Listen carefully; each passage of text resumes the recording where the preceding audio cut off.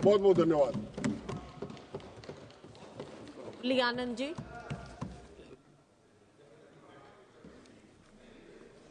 आदरणीय सभापति महोदया, बहुत बहुत धन्यवाद। आपने मुझे आम बजट 2025-26 पर बोलने का समय दिया, इसलिए आपको बहुत बहुत मैं धन्यवाद देती हूँ। माननीय वित्त मंत्री जी श्रीमती निर्मला सीतारमण जी द्वारा वित्त वर्ष 2025-26 का यह आम बजट प्रस्तुत हुआ है। काफी उदार और देश को वर्ष 2047 तक विकसित भारत बनाने का सपना साकार करने वाला बजट अगले 25 वर्षों की अर्थव्यवस्था का आधार बनेगा। गरीब, युवा, मध्यम वर्गों, अन्नदाता, किसानों, वंचितों और नारी शक्ति के भविष्य को ध्यान में रखकर बजट का प्रारूप आया है। इसके लिए माननीय वित्त मंत्री जी एवं माननीय प्रधानमंत्री जी आदरणीय नरेंद्र मोदी जी का अभिनंदन और दिल की गहराई से धन्यवाद दे रही हूँ।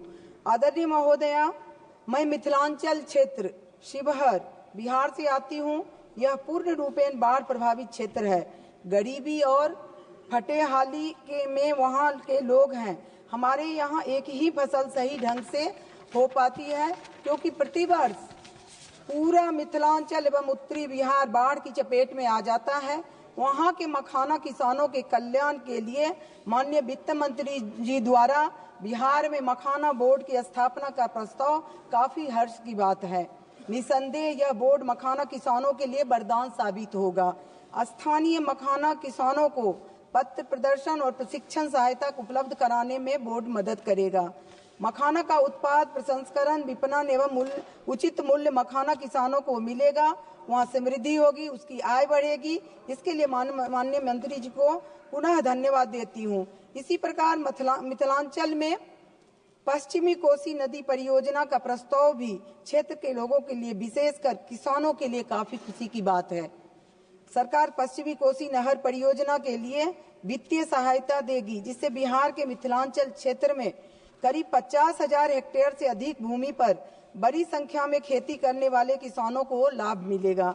समुचित सिंचाई की सुविधा मिलेगी, साथ ही बाढ़ से राहत भी मिलेगा। इसी क्रम में उड़ान योजना के अंतर्गत हवाई अड्डों का विस्तार एवं विकास के लिए ग्रीन फील्ड एयरपोर्ट बिहार को देने का प्रस्ताव है। यह पटना और बिहटा के लिए चल रही विस्तार परियोजना के अतिरिक्त है। आशा है नए एयरपोर्ट बिहार को जल्द मिलेगा। इससे स्थानीय स्तर पर विकास एवं रोजगार के अवसर प्राप्त होगा।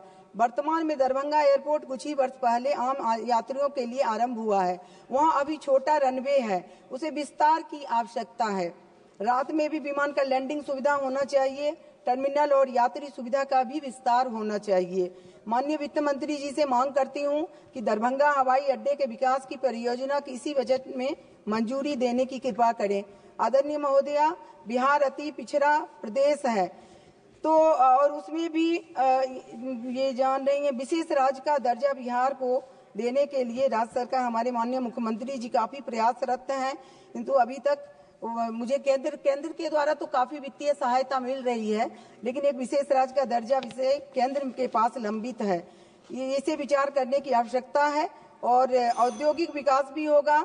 जब तक मिथिलांचल में विशेषकर शिवहर में इमनॉल की फैक्ट्री, कोल्ड स्टोरेज और एक कागज की फैक्ट्री हमारे शिवहर क्षेत्र में होने के लिए बहुत सारी अपार संभावनाएं भी है। इसे स्थापित करने के लिए विशेष सुविधा केंद्र सरकार प्रदान करे, यह मेरी मांग है। इस बजट में रेलवे को बिहार में 10,000 से 66 करोड़ आवंटन हुआ है। 98 रेलवे स्टेशनों का अमृत स्टेशनों की परियोजना के तहत विकास कार्य जारी है। बिहार को 12 वंदे भारत ट्रेन मिला है। दरभंगा और आनंद विहार के बीच एक अमृत भारत एक्सप्रेस ट्रेन की मंजूरी मिली है, किंतु ये अफसोस है कि आजादी के 75 वर्ष के बाद भी मेरी संसदीय क्षेत्र शिवहर अभी तक रेल सेवा से वंचित है। मैं बार बार मांगती हूँ, फिर से मैं आदरणीय रेल मंत्री जी से आग्रह करती हूँ इस दिशा में तेजी से काम करने की मंजूरी दें। आदरणीय महोदय, माननीय वित्त मंत्री जी का मैं आभार प्रकट करती कि उन्होंने पटना IIT के विस्तार और के लिए प्रस्ताव किया है।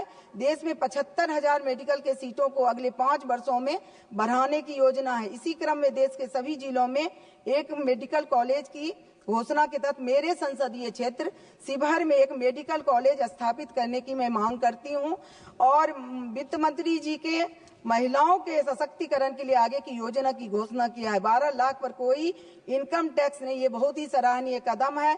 भगवान बुद्ध के जन्मस्थली के पर्यटन स्थल को विस्तार और सौंदर्यीकरण, ये इसकी भी मैं सराहना करती हूँ। और साथ ही साथ मैं ये भी करती हूँ कि देश के आधी आबादी के लिए काफी कारगर होगा। किसी भी देश की प्रगति का रास्ता महिलाओं के विकास पर ही निर्भर करता है। देश की नारी शक्ति शिक्षित और निर्भर होगी, देश उतना ही तरक्की करेगा। और जब बिहार मजबूत होगा तो देश मजबूत होगा। उसी तरह हमारे बिहार के माननीय मुख्यमंत्री नीतीश कुमार जी हमेशा बिहार को लेकर के चिंतित रहे हैं। और इधर जो है केंद्र के द्वारा भी आप देखें कि किस तरह से महिला आरक्षण और 3 तलाक कानून दिया गया है। महिलाओं को सशक्तिकरण में आज महिलाएं पुरुषों के साथ कंधा से कंधा मिलाकर देश के आर्थिक अभियान में सहयोग कर रही है।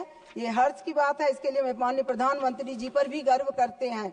और साथ ही साथ मैं ये करके बात को खत्म करती हूँ कि वृद्धावस्था पेंशन जो 400 रुपये मात्र बिहार में है, उसे बढ़ाकर 2500 करने की कृपा किया जाए और बेरोजगारी भत्ता 5000 कराने और नौजवान को ज्यादा से ज्यादा रोजगार मिले, इसके लिए भी मैं मांग कर रही हूँ। और साथ ही साथ मैं माननीय जो वित्त मंत्री जी को बजट सत्र में जो मिथिलांचल की साड़ी पहन के, मिथिला प्रिंट की साड़ी पहन के उन्होंने मिथिला वासियों का मान सम्मान बनाया और उद्यमी महिलाओं का जो मान सम्मान बढ़ा, इसके लिए भी मैं आभार व्यक्त करती हूँ। फिर मैं अपनी बात को विराम देती हूँ और इससे जो है ये इसका मैं समर्थन करती हूँ, बजट का मैं समर्थन करती हूँ। जय हिंद, जय बिहार, जय शिवहर, जय मिथिलांचल। बहुत बहुत धन्यवाद।